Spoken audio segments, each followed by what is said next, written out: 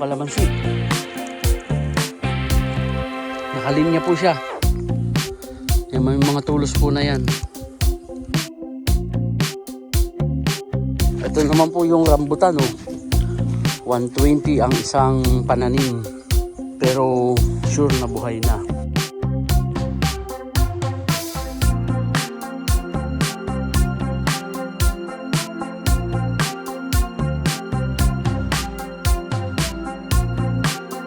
Ito kayo hindi nila itatanim. Bali 20 peraso po ito na lansones. Saka 5 avocado. So dito na lang po natin siya ilalagay. Sa part na to. Itong kuryente natin, ikakabitan natin para pag nagbisita, yung pong mag-approve ng ating kuryente ay meron na silang makikita. So Sunday po kasi ngayon, sarado na yung mga hardware, half day lang sila. Kumuha muna ako doon sa aking mga, meron naman ako doon, pati mga wire, ilang piraso lang naman po yan. Para itong mga to. Yung mga hindi pa naikakabitan sa akin, babalikan ko na lang para lang po maikabit natin to, at pag nagbisita yung magpa-approve ng ating kuryente ay meron na silang makita. Ito po yung kapatid ko, kuya ko, siya na yung pinagkabit ko nito.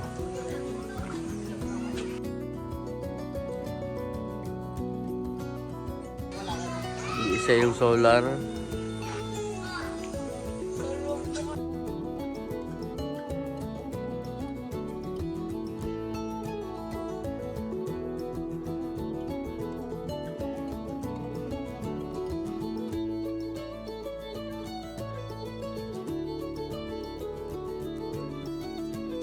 Oh, okay na po yung CR.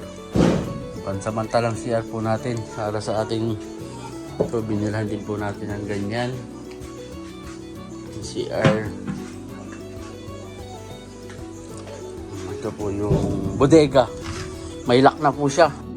At least kung ano man po yung mga gamit natin, ito po ang lagayan. Tinaniman nila ng halaman to. Kasi ito po pala, pinahabulan. Ang unang video ko, wala pa to. Yung mga punong kahoy po na pinutol natin, atin pong pinauling. Pinapahalwat po natin tong mga yan, yung mga nagsusunog. Sabi ko nga po, kalaykayin para matanggal tong mga ugat na to. Pong ating mga fruit bearing ay naitanim na po yung kalamansi. Hindi ko alam saan nilalagay, baka po sa banda dito yung may linis na. Lansones, yun po ay 50 ang kalamansi. Sample lang po natin yun. 20 dalandan, yung daranhita, 20 lansones, tsaka 20 rambutan. Yung rambutan po na RR, yung masarap, yung tuklapin. Tapos po 5 avocado. Ito po yung kalamansi. Tinanim na. Tulad po na ito. Yan. Abunuhan na lang po natin to. Yan po kalamansi. Nakalinya po siya. Yan, may mga tulos po na yan.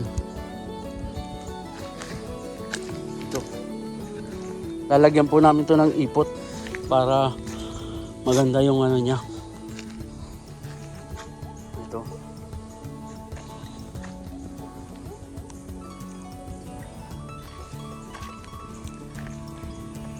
Ito naman po yung rambutan, oh. 120 ang isang pananim.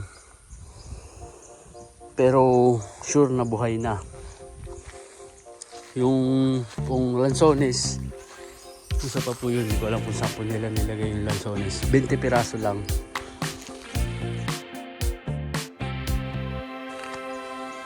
Yan.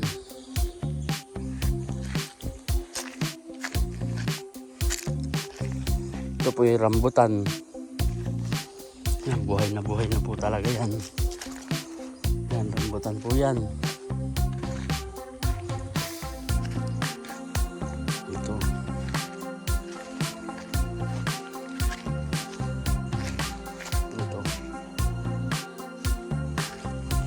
Yan po yung ating binili sa Santa Maria.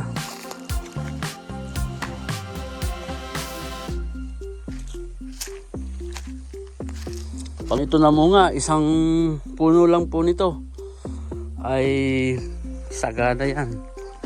Pag bumunga talaga.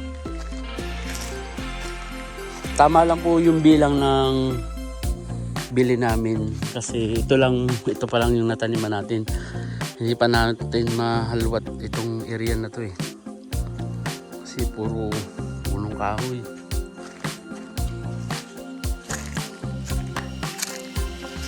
Ito po. Rambutan. Sure na buhay na yan. Ayan po.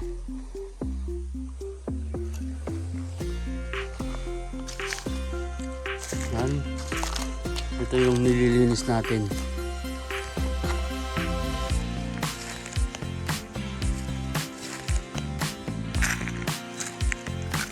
Itong mga rambutan na to, maganda po ito dahil lantad sila sa init. Yan.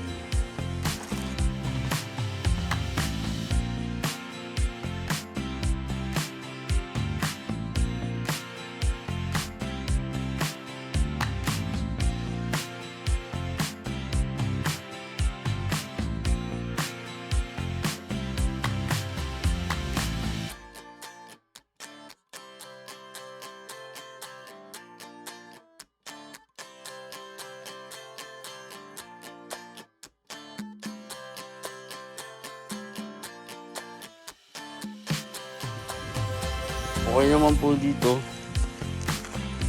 At hindi po nasayang yung linis niya. Kung hindi tataniman at madadamuhan lang uli ay sayang yung pagpapalinis ng lupa. So ito po nakalinya yung mga kalamansi sa part na to. Okay naman kasi na-maximize niya tong area na to. Maliliit pa lang po yan, mamumunga na. Kailangan lang po dito yung chicken manure. Kung natural yung ating pag-aabono, ang isang paraan po para makultivate at gumanda yung lupa ay yung chicken manure. Para gumanda yung ating halaman. Nasikaso na po ni Kamulo, yung isa sa tao natin dito. Ang gagawin niya nga po yung line 2. Ina-apply po yun. Kasi siguro mas madali siya. Magkakaroon din po ng kontador. Kaya lang po, isa sa requirements ng Eselco ay kailangan meron po tayong outlet, yung ilaw, kahit dalawang ilaw. Yun nga po yung gagawin natin dito sa kubo ni Kap. Para po pag meron na dyan linya, wala na tayong problema doon sa mga susunod. At least po ngayong kubo pa lang may apply na mas ano po yan. Mura lang yung singil siguro dyan sa Eselco. Pero kapag mga structure na po yung ating nagawa, tapos saka lang natin ipapakita. Kasi kada butas po ata ng ilaw o outlet ay merong ano yun eh, may bayad eh. Pero ngayon, ang mahalaga lang magkaroon tayo ng kuryente at sariling kontador. Kaya po kailangan may makita sila na nilagay po natin. Sama ko po yung kapatid ko, kuya ko. Siya yung nag-install ng ating kakabit na kuryente. Marunong naman po siya dyan sa ganyan, sa electrical. At sana po ay magawa ngayong week na to. Magkaroon ng kuryente.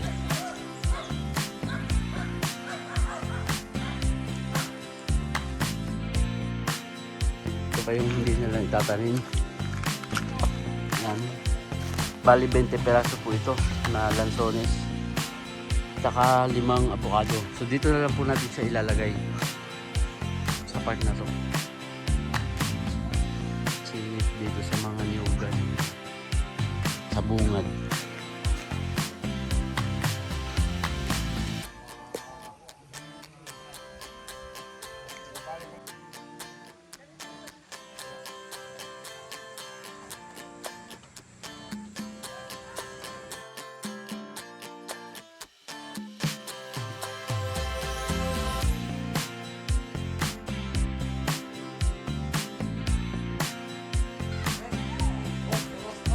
Sige.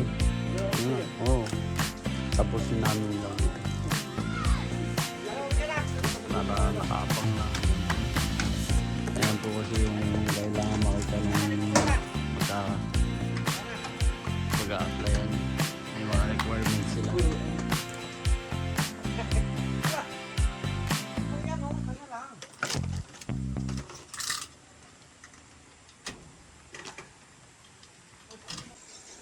So dito po kami gagawa ng mga lagayan ng tent.